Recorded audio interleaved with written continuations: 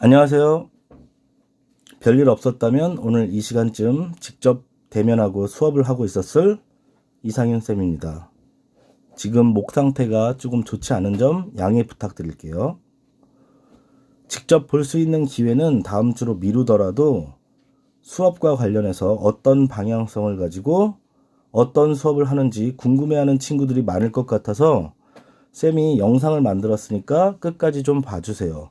우선 중3 문해원의 목적은 수능 지문을 통해서 문해력을 강화하는 데 초점을 두고 있습니다.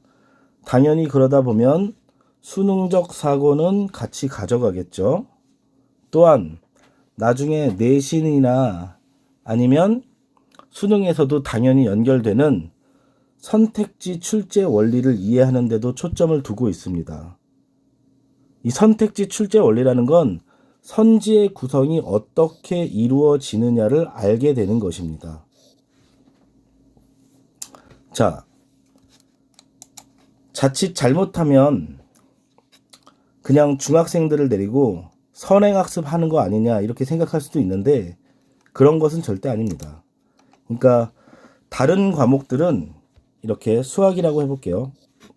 단계를 밟습니다. 뭐 수학 같은 경우에는 보통 사칙 연산을 통해서 그 다음 단계인 뭐 방정식, 그 다음 단계인 함수, 뭐 이런 식의 과정을 밟아가는데 이 국어 같은 경우에는 단계 쌓기가 없습니다. 단계 쌓기가 없어요. 그게 무슨 소리냐? 언어라는 것은 기본적인 읽기가 되는 학생이라면 배우는 과정이 곧 나의 수준이 되는 것입니다. 배우는 과정이 곧 나의 수준이 된다. 그러니까 초등학교 때 누군가는 만화를 봅니다.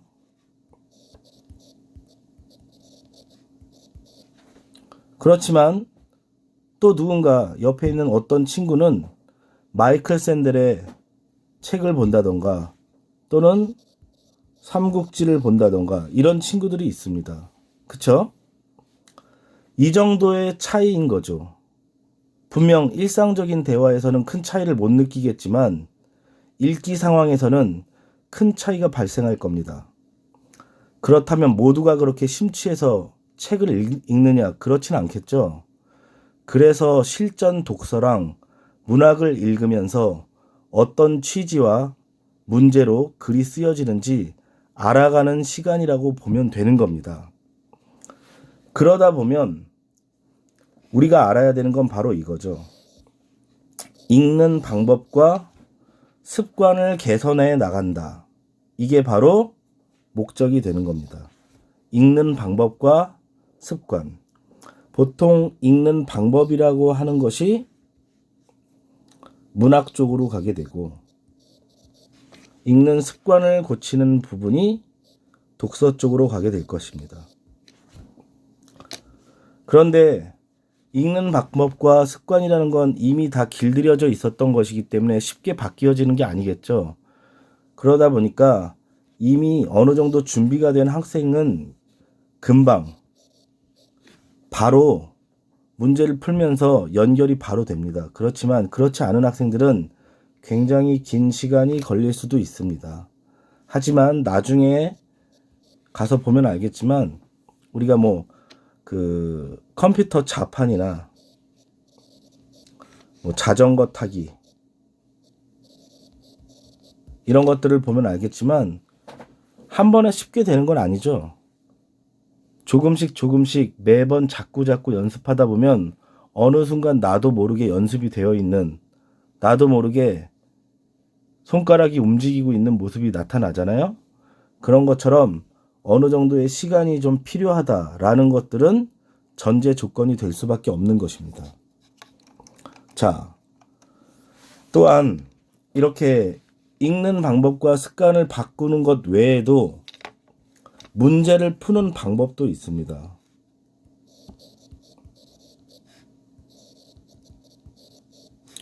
문제에 접근하는 방식에도 단정적인 게 있고 모호한 선택지가 있을 때 단정적인 답이 하나 나왔다면 모호한 나머지 선택지는 2개에서 4개가 나올 수 있는 것입니다. 그렇지만 모호한 것으로 이미 답이 나왔다면 단정적으로 나와야 될 나머지 선택지는 4개 모두가 다 되는 것입니다. 아마 이렇게만 얘기하면 잘 이해가 안 될 거예요. 자, 그래서 처음에는 어려울 수 있지만 분명 알아가는 즐거움이 있을 거라고 생각을 합니다. 선생님은 성실한 친구보다는, 당연히 성실 중요합니다. 성실보다는 적극적인 친구가 더 중요하다고 보고 있습니다. 적극적인 친구가 될 때 국어 실력은 일취월장할 것입니다. 그래서 선생님에게 요구할 줄 아는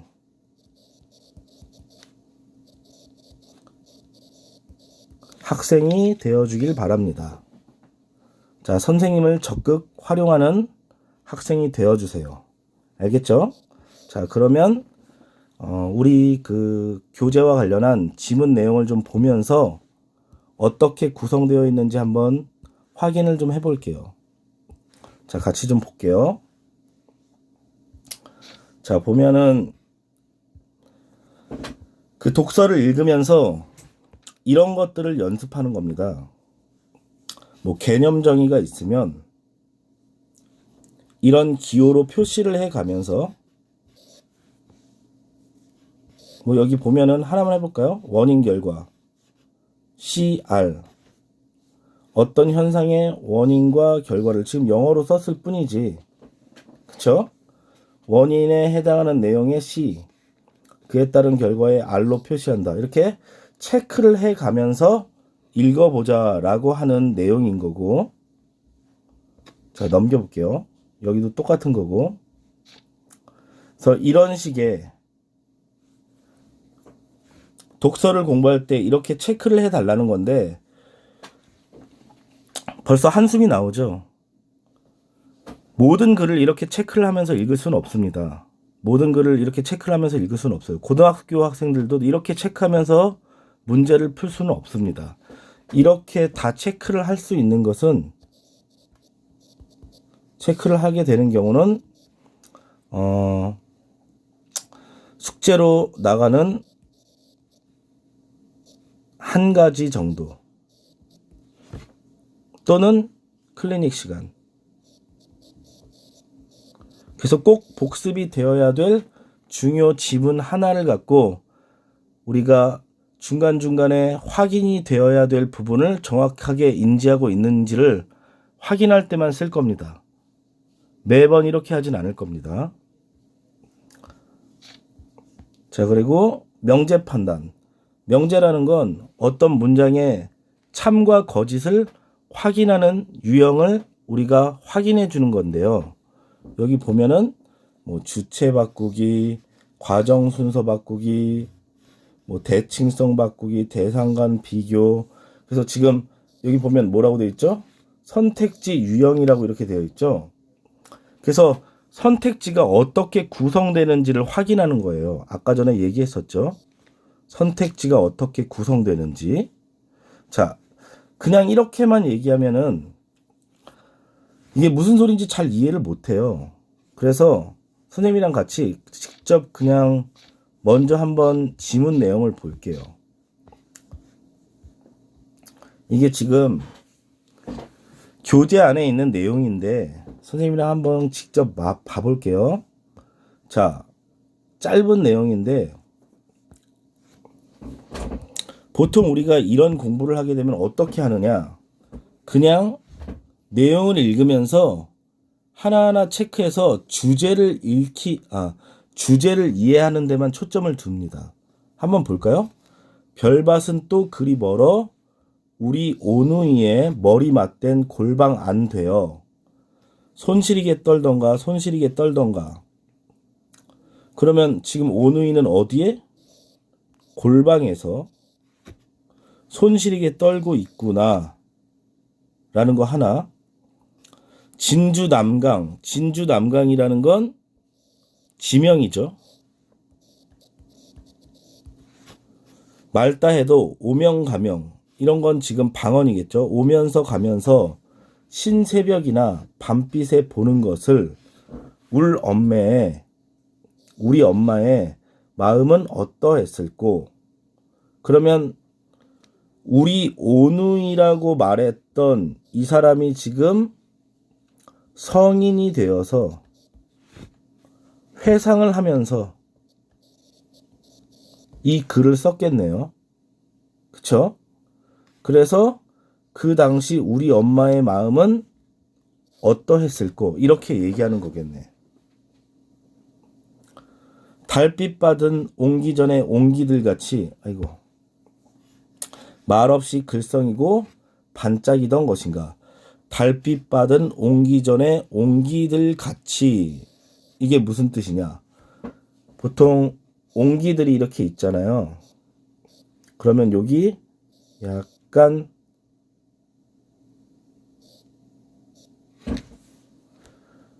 빛을 받아서 여기가 출렁출렁 하는 것처럼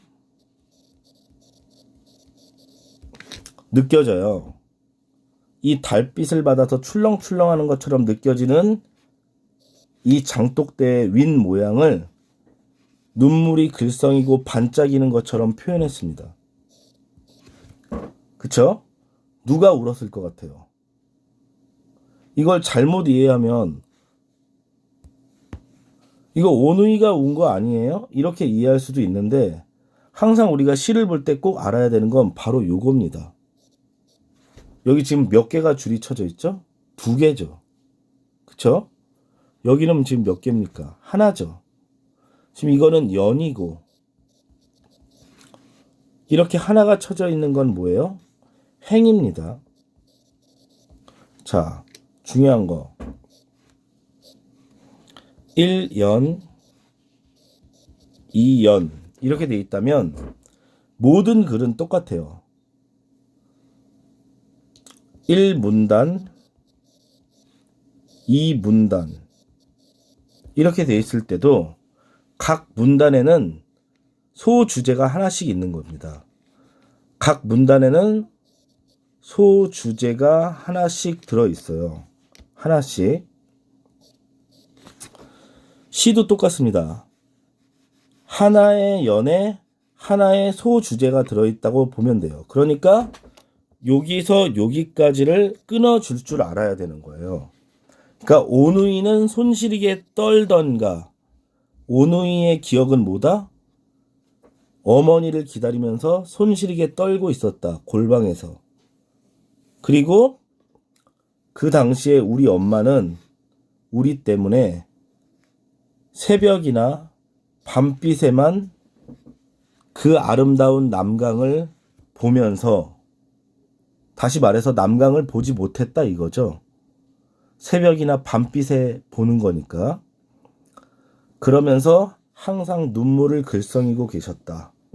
이거네요. 그러니까 엄청 고생하시면서 사셨다. 이겁니다. 보통 이렇게 수업을 하는데 중요한 건 여기 밑에 보세요. 오누이는 골방에서 엄마를 기다리며 눈물을 글썽이고 있다. 당연히 글 자체를 알면, 시를 알면 이 문제를 틀릴 리는 없습니다. 이게 선지 구성을 똑바로 하고 있느냐를 물어본 건데 이게 지금 바로 주체를 바꾼 거죠. 지금 여기 보면 뭐라고 돼 있어요? 주체 바꾸기 이렇게 돼 있네요. 오누이는 골방에서 엄마를 기다리며, 여기까진 맞아. 눈물을 글썽이는 게 아니죠. 눈물을 글썽이는 건 뭐다? 지금 연이 아예 달라졌기 때문에 글썽이고 반짝이는 건 우리 엄마의 눈이었다 라고 생각을 하면 되니까 이건 X인 겁니다.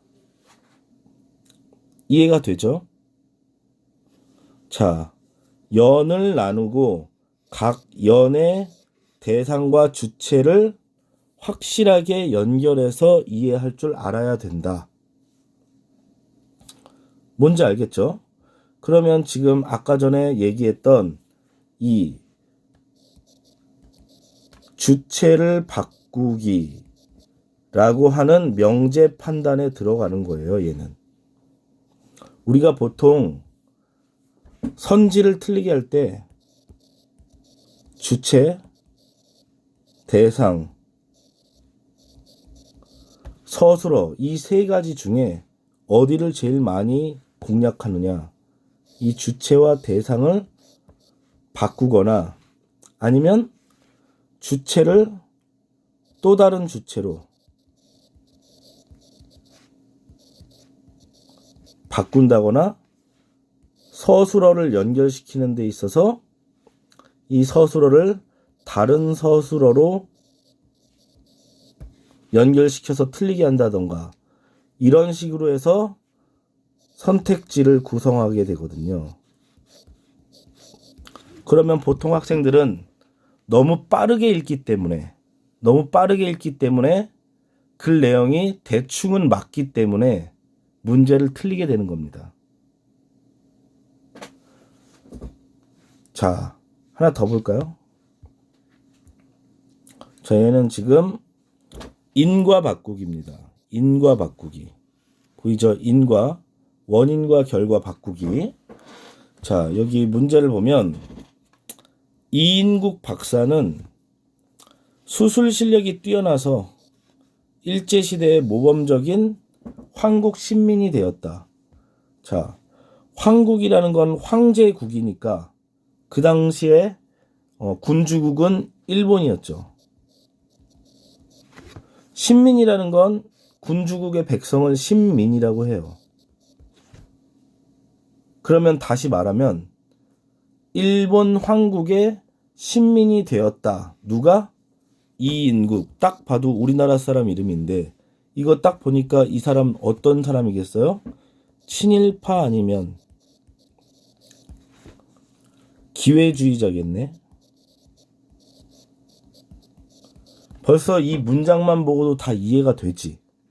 그러면 정말로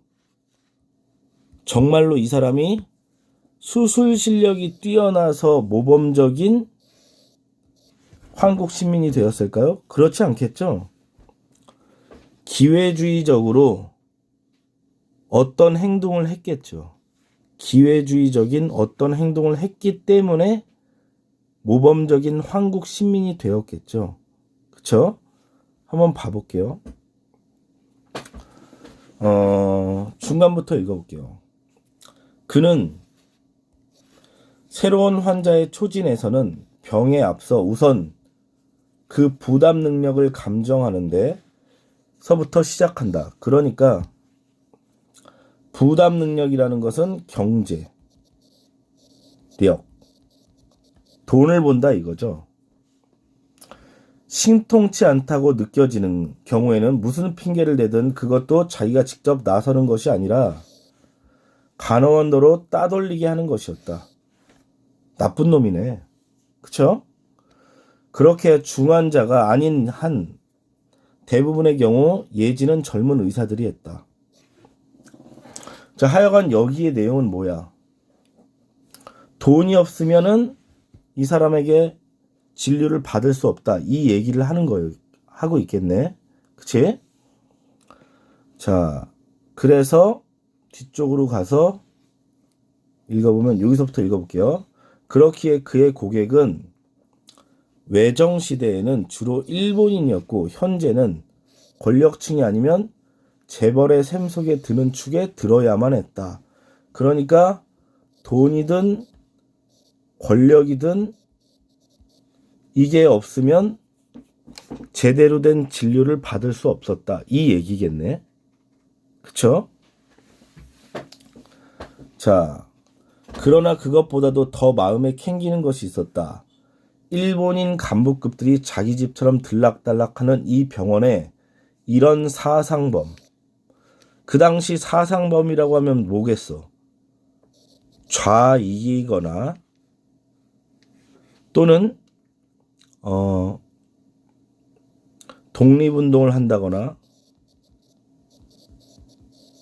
이런 사람을 사상범이라고 하겠지. 그 당시에는 입원시킨다는 것은 관선시의원이라는 체면, 그 관선시의원이 바로 이인국 박사인가 봐. 체면에서도 떳떳지 못할 뿐더러 자타가 공인하는 모범적인 황국 신민의 공든탑이 하루아침에 무너지는 결과를 가져오는 것이라는 생각이 들었다. 이렇게 되어 있네. 그러니까 수술 실력이 뛰어날 수도 있겠지만 중요한 거는 이것 때문에 황국 신민이 된 건 아니다. 기회주의적으로 권력과 돈에 기생해서 살았기 때문에 이렇게 되었다라는 걸 알 수 있다. 그래서 X다. 이렇게 가면 되겠네. 이해되죠? 그쵸? 자, 그럼 이번에는 한번 직접 같이 풀어볼까요? 그러니까 주제를 알려고 할 필요는 없어요. 지금 우리는 뭐 하는 거냐면 명제 판단하는 거 연습해 보는 거야. 자, 각자 한번 풀어보세요.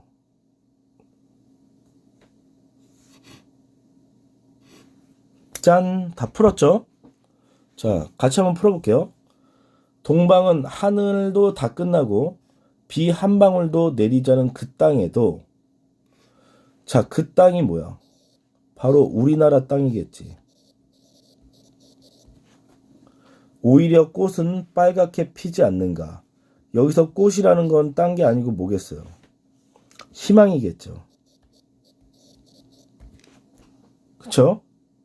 그러면 1번, 그 땅에는 하늘이 다 끝나서 비 한 방울 내리지 않고 있다.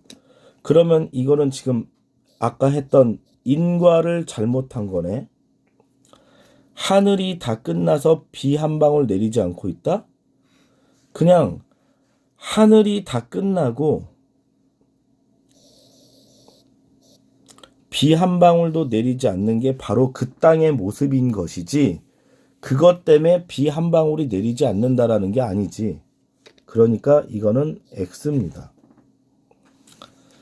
북쪽 툰드라, 눈은 부정적인 의미. 자, 북쪽 툰드라에도 찬 새벽은, 자, 보통 우리가 시를 공부할 때 북쪽, 그 다음에 차다, 이런 것들은 대부분 어때요?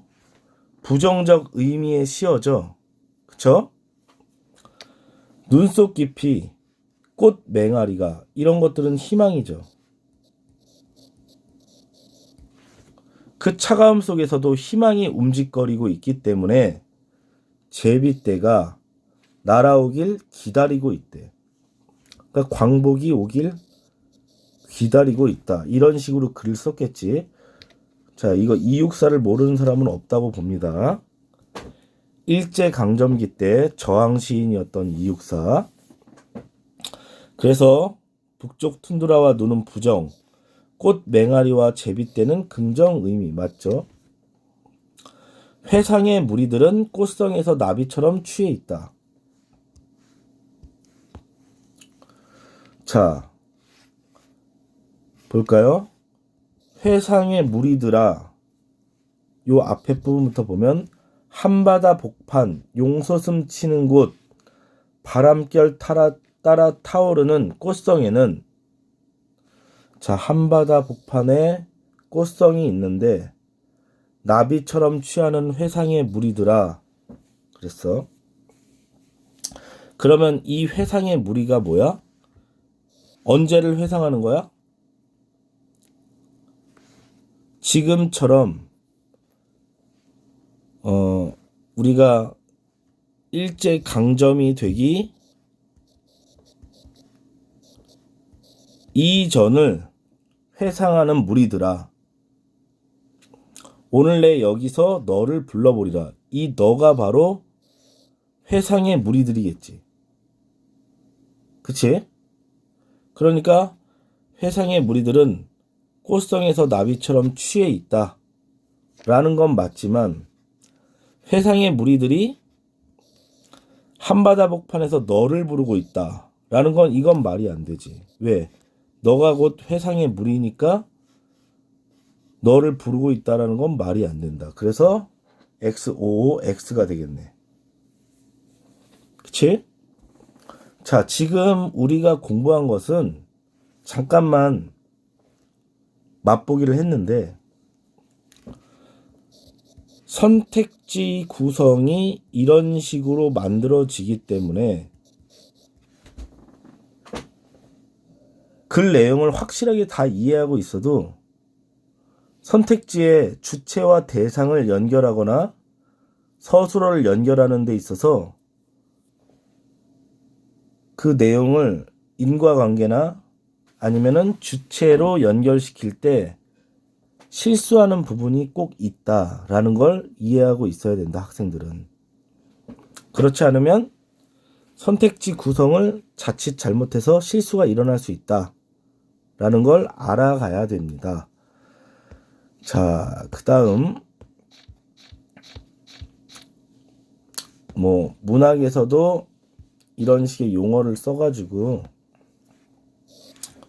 체크를 한다는 건데 긍정시어는 이렇게 쓰고 상승 이미지는 이렇게 쓰고 하강 이미지는 이렇게 쓰고 근데 솔직히 말하면 아까도 얘기했지만 이런 거 다 체크하면서 보기 힘듭니다. 그쵸? 매번 이제 실전에서 언제 이걸 다 체크하고 있어요. 그쵸? 그러니까 이런 것들은 우리가 수업하면서 아까도 말했죠. 중요 지문이나 또는 클리닉 시간에 한 지문 정도를 해보겠습니다. 그렇지 않으면 매번 이렇게 하면서 하는 건 뇌신이 아닌 이상은 큰 의미가 없다. 우리는 수능적으로 문제가 어떻게 만들어지는지에 초점을 두면서 공부를 하고 있는 것이다 라고 생각하면 돼요. 실전 문제를 한번 맛보기라도 한번 볼게요. 자, 이게 나래반, 아람반, 가운반 다 똑같이 들어가는 첫 번째 문제이기 때문에 한번 같이 볼만할 것 같은데, 자, 한번 독서 지문이니까 같이 한번 읽어본다고 생각하고 같이 볼게요. 원래는 그 문제를 먼저 보고 들어가야 되는 게 맞는데 지금은 처음 수업이니까 어떤 식으로 읽어야 되는지에 초점을 두면서 글 내용의 핵심을 어떻게 이해할 것이냐 정리하는 방식으로 글을 읽어볼게요. 자, 봅시다. 지금 여기 가라고 되어 있는 걸 보니까 이 글은 어떻게 되어 있는 것이다? 가 그리고 나글로 되어 있구나. 이렇게 이해를 할 수 있죠.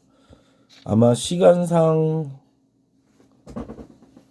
다 볼 수는 없을 것 같고 각을 하나만 선생님이랑 같이 봐보고 문제 하나 정도 풀어볼게요.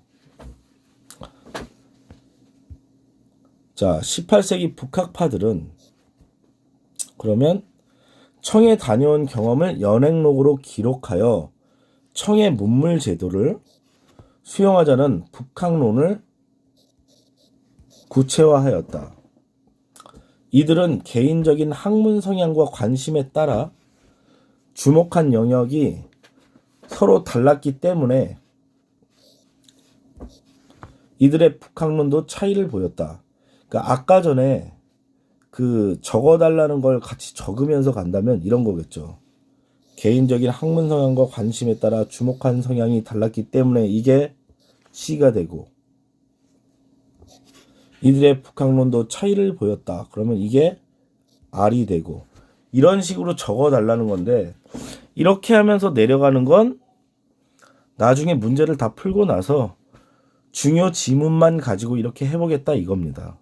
지금은 그것보다는 글 내용이 어떻게 구성되는지 우선 글을 알아야 문제를 풀 거 아닙니까? 그쵸? 우리가 시를 읽어도 이 시가 어떤 내용인지 시인이 뭘 말하려고 하는지 잘 알지도 모르는데 무슨 표현법이니 수미상관이니 이런 거 알아서 뭐 할 겁니까? 그쵸? 자, 다시 이들에게는 동아시아에서 문명의 척도로 여겨진 중화관념이, 자, 북학이라는 것과 중화관념이 나왔어요. 문명의 척도로 여겨졌대요. 중화관념. 청의 현실에 대한 인식에 각각 다르게 반영됐대. 중화관념이 청의 현실에 다르게 반영되었다. 1778년 함께 연행길에 올라 동일한 일정을 소화했던 박제가와 이덕무의 연행록에도 이러한 차이가 확인된다. 이렇게 돼 있네. 그러면 지금 이 글은 어떤 글일 것이다? 북학론에 대해서 얘기할 것인데, 자, 여기다 한번 정리를 해볼까요?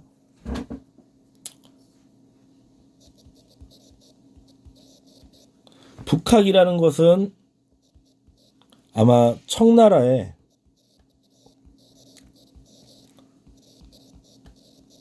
문물을 받아들이자는 이런 생각을 갖고 있는 사람들을 북학파라고 합니다. 청나라의 문물을 받아들이고자 하는 사람들을 북학파라고 해요. 혹시 잘 이해를 못할 수 있는 사람들을 위해서 이것과 관련된 제반 지식을 잠깐 얘기할게요.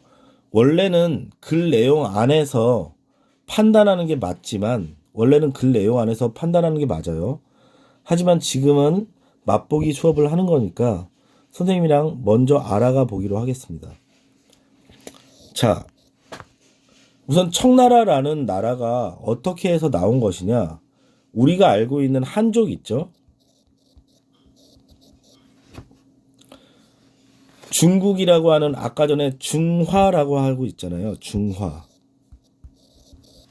이 중화라는 건 주변국에서 중국을 떠받치면서 만들어진 관념이에요. 중국이 최고라고 하는 생각을 갖고 중국을 떠받치면서 만들어진 생각을 중화라고 하는데, 이것의 민족은 한족을 중심으로 하는 겁니다. 한족. 근데 청나라는 한족이 아니라 우리가 예전부터 좀 깔봐왔던, 우리가 좀 무시해왔던 여진족, 만주족 이었던 사람들이 우리가 중화의 핵심이라고 했던 명나라를 밀어내고 바로 중화의 핵심, 중국의 핵심이 되어버린 거죠. 그쵸? 그러니까 우리나라에서는 어떤 갈등에 휩싸일 수밖에 없어요. 명나라에 대한 의리를 지킬 것이냐? 왜? 명나라가 뭘 해줬어? 우리나라가 임진왜란 때 우리나라를 도와줬죠. 그리고 아까도 말했지만 이 중화관념 하면은 어느 나라를 떠올리게 되어 있다고? 명나라를 떠올리게 되어 있다. 그렇지만 대세는 이미 어디로 기울었다? 청나라로 기울었다. 청나라는 그 당시에 모든 실용적인 측면을 다 가지고 있는 나라였다. 그래서 실리냐, 명분이냐, 이런 걸 따질 때 청나라냐, 명나라냐, 이런 얘기를 많이 했었다라고 생각을 하면 되는 겁니다. 알겠죠? 그래서 이 북학파 중에 지금 누구? 박제가와 이덕무의 차이점을 두고서는 이야기를 할 건데, 아마 공통점은 뭐겠어요? 둘 다 북학이니까 물질적인 삶을 중시했을 것이다. 이게 공통점이겠죠.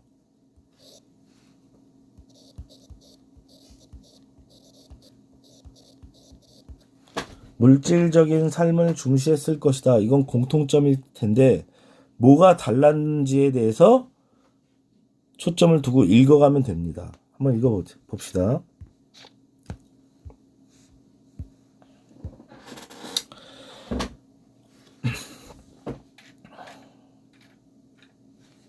북학이라는 목적의식이 강했던 박제가가 북학이라는 목적의식, 그러니까 아까 북학이 뭐라고 그랬어요? 청나라의 문물을 받아들인다라는 목적의식. 청의 현실은 단순한 현실이 아니라 조선이 지향할 가치 기준이었다. 그가 쓴 북학의에 묘사된 청의 현실은 특정 관점에 따라 선택 및 추상화된 것이었으며 그런 청의 현실은 그에게 중화가 손상 없이 보존된 것이자 조선의 발전 방향이기도 하였다. 자, 어떻게? 중화가 손상 없이 보존된 것이었대.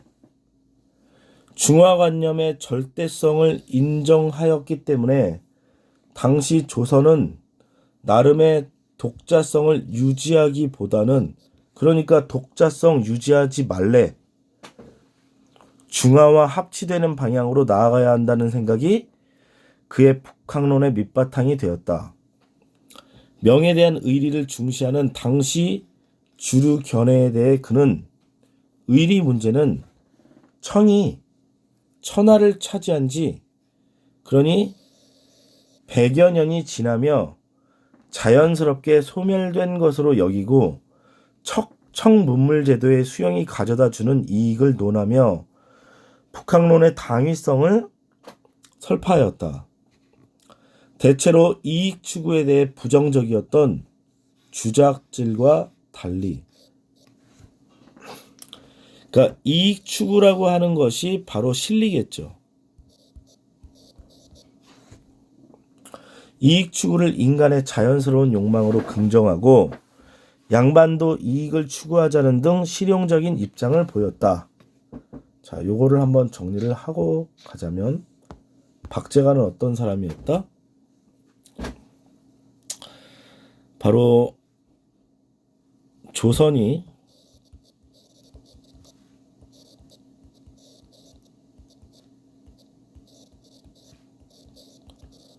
지향할 가치다. 바로 북학이야말로. 그리고 중화의 절대성에 대해서 이야기했다. 명에 대한 의리는 이미 뭐했다? 소멸됐다. 이렇게 얘기하고 있다. 이게 바로 박제가네. 자, 그러면 이덕무를 보겠습니다. 이덕무는 입 연기를 저술하면서 청의 현실을, 자, 중요한 거, 객관적 태도로 기록하고자 하였다. 잘 정비된 마을의 모습을 기술하며 그는 황제 행차에 대비하여 이루어진 일련의 조치가 민생과 무관하다고 지적하였다. 민생과 무관하다고 지적했대. 하지만 청문물의 효용을 도외시하지 않고 박제가와 마찬가지로 아까 말했죠. 물질적 삶을 중시하는 이용후생에 관심을 보였으며 스스로 평등견이라 불렸던 인식태도를 바탕으로, 이 견이 뭔지 몰라도 돼요. 그냥 평등이겠구나 라고 생각하고 넘기면 됩니다. 단어 하나하나에 너무 신경 쓰면 문장을 크게 볼 수가 없습니다. 그는 당시 청에 대한 찬반의 이분법에서 벗어나 청과 조선의 현실적 차이뿐만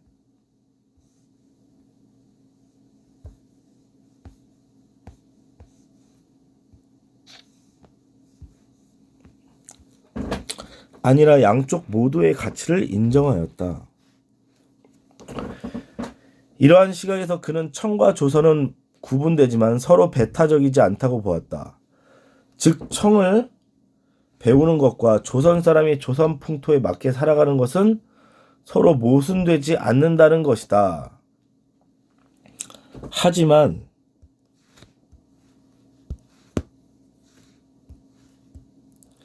그는 중국인들의 외양이 만주족처럼 변화된 것을 보고 비통한 감정을 토로하며 중화의 중심이라 여겼던 명에 대한 의리를 중시하는 등 자신이 제시한 인식 태도에서 벗어나는 모습을 보이기도 하였다. 그러니까 원래 객관적이라고 말했는데 맨 마지막에 가서 뭐 했다? 객관적이지 못했다 이거네. 객관적이지 못하고 주관적 논리에 좀 빠져들었다. 이런 얘기를 하면서 끝났네. 그치? 자, 잠깐.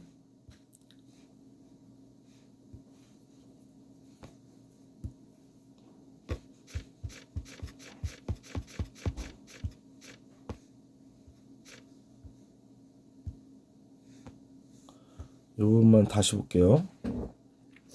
하지만 그는 중국인들의 외양이 만주족처럼 변화된 것을 보고 비통한 감정을 토로했다. 명에 대한 의리를 중시하는 등 이런 것들은 한쪽으로 치우친 거죠.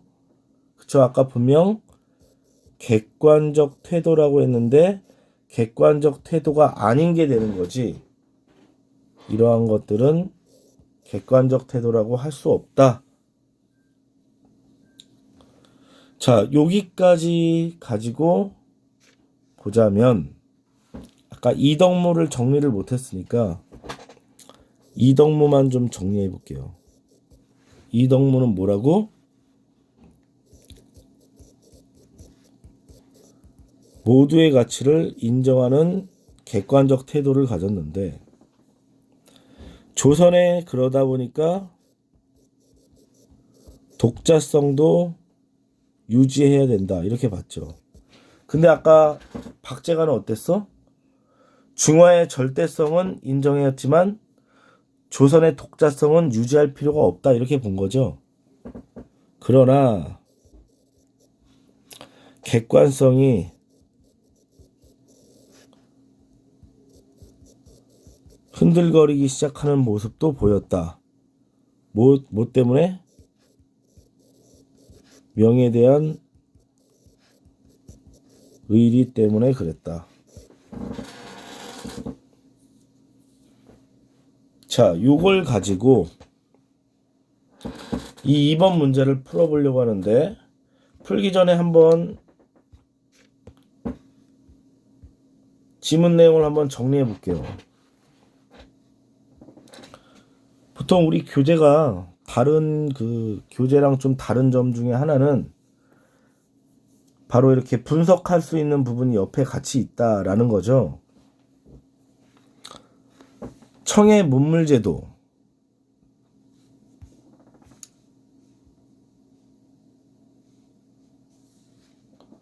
자, 청해 문물제도를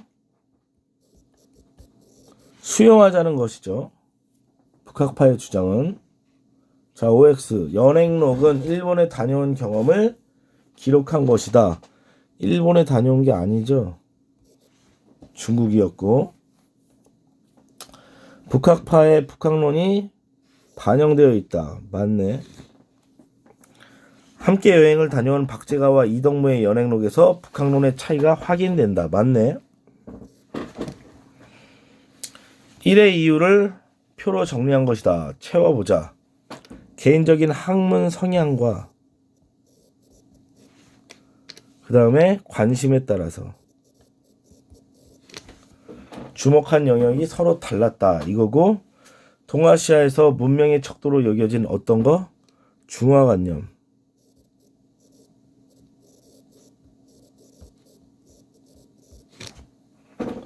중화관념이 청해 현실에 대한 인식에 각각 다르게 반영됐다. 박제가가 인식한 청해 현실은 어때? 조선이 지향해야 될 가치 기준이었다. 박제가의 북학의에 묘사된 청해 현실은 어땠나? 자, 선택 및 뭐였다? 추상화된 것. 그리고 중화가 손상 없이 보존된 것. 조선의 또한 발전 방향이라고도 했고, OX를 본다면 박제가는 중화관념의 절대성을 인정하였다. 박제가는 인정한 거 맞고, 박제가는 조선이 나름의 독자성을 유지해야 한다고 생각했다. 나름의 독자성을 유지해야 된다고 생각했나? 아니죠.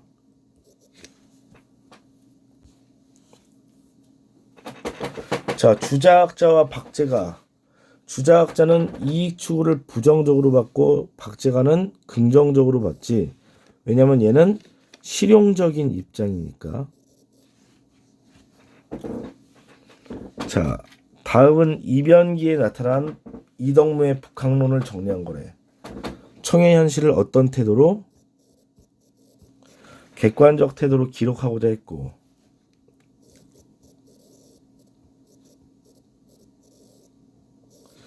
이용후생에 관심을 보였으며, 그 다음에 스스로를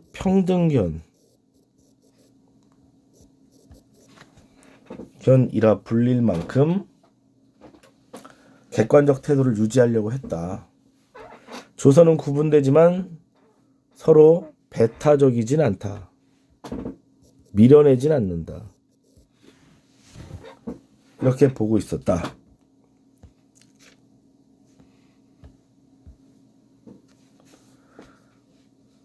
그래서 이덕무가 제시한 인식 태도는 평등견이라고 하면 되지.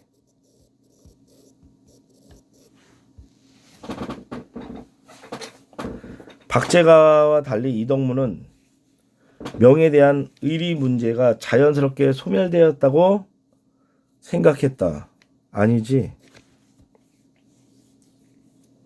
이덕무는 중국인들의 외양이 만주족처럼 변화된 것을 부정적으로 보았다. 부정적으로 본 거 맞지. 그래서 객관성을 잃었다라고 본 거고, 이덕무는 평등견에서 벗어나는 모습을 보이지 않았다. 그게 아니고 보였기 때문에 바로 여기가 5가 된 거지. 그러니까 X가 되겠네.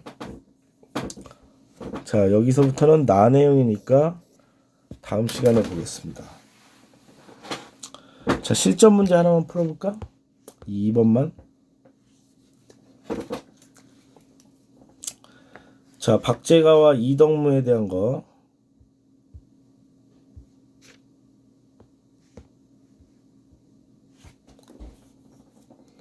이해로 적절하지 않은 거 그랬어. 이해로 적절하지 않은 거.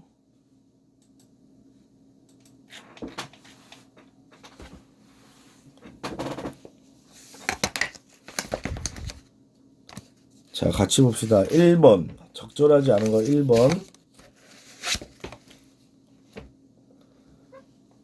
박제가는 청의 문물을 도입하는 것이 중화를 이루는 방도라고 간주하였다. 자, 청의 현실은 조선의 발전 방향이고 중화와 합치되는 방향으로 나아가야 한다고 하였기 때문에 1번 맞는 거라고 볼 수 있죠. 2번. 박제가는 자신이 파악한 청의 현실을 조선을 평가하는 기준이라고 생각하였다. 아까 거기 2번과 관련해서 내용이 뭐가 있었냐면 청의 현실은 조선이 지향해야 될 가치 기준이래. 가치 기준. 가치 기준이니까 조선을 평가하는 기준. 뭐 그게 그거 아니겠어요? 똑같은 얘기죠. 재진술이라고 하죠. 지금 이런 걸. 비슷한 말을 똑같이 만들어서 쓴 거지.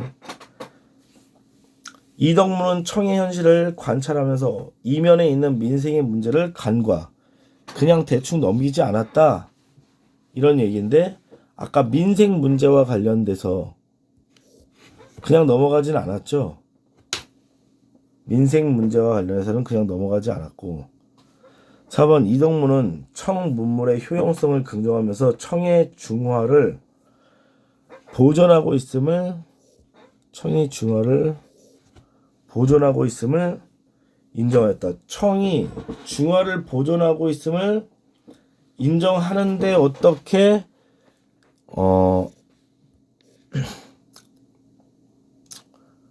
청나라 사람처럼 외양이 변해간다고 해서 비통해했나? 이건 이해가 안 되지. 그치? 중화를 보존하고 있음을 인정한 거라면 외양이 바뀐 것도 그대로 보존하고 있다고 생각하고 인정을 했어야 되는데 외양이 바뀐 것만 보고 비통한 감정을 느꼈다라는 건 인정하지 못했다 이거네. 답 4번이네. 5번까지 보면 박제가와 이덕무는 모두 중화관념 자체에 대해서는 긍정적인 태도. 이건 공통점이니까 맞겠죠. 그쵸? 자, 우선은 지금 영상 하나당 1시간 안에서 50분 정도를 생각하고 있었는데 지금 50분이 넘어가는 것 같아서 수업은 여기까지 하겠습니다. 목소리도 지금 많이 다운이 되는 것 같아서 하여간 보면 문학에서 또는 선택지 골라내는 작업 그리고 독서에서는 지금 짧게나마 읽으면서 어떤 식으로 정리를 해가면서 글의 큰 내용이 어떻게 흘러가는지를 볼 수 있는지를 같이 읽어봤습니다. 직접 우리가 교실에서는 이런 것들을 하면서 문제가 어떻게 만들어지는지까지 연결해서 같이 볼 생각을 하고 있어요. 왜냐면 문제라는 것은 먼저 만들어진 이후에 나중에 이 지문이 쓰여진다고 보면 되는 거거든요. 자, 우선은 이 영상이 첫 번째고 두 번째 영상은 이제 문법과 관련된 건데 문법 같은 경우는 보통 이제 수능적인 것과는 큰 연관이 없기 때문에 지금까지 얼마나 공부했는지를 확인하고 그 다음에 클리닉 시간에 그 복습하는 과정에서 연습시키는 상황을 좀 만들기 위해서 하는 거니까 꼭 두 번째 영상까지 보시고 연습을 해서 다음 시간에 숙제라고 할 수는 없겠지만 꼭 영상 본 걸 확인하는 시간을 갖겠습니다. 아시겠죠? 자, 오늘 여기까지 하겠습니다. 다음 영상 꼭 보세요. 바이바이.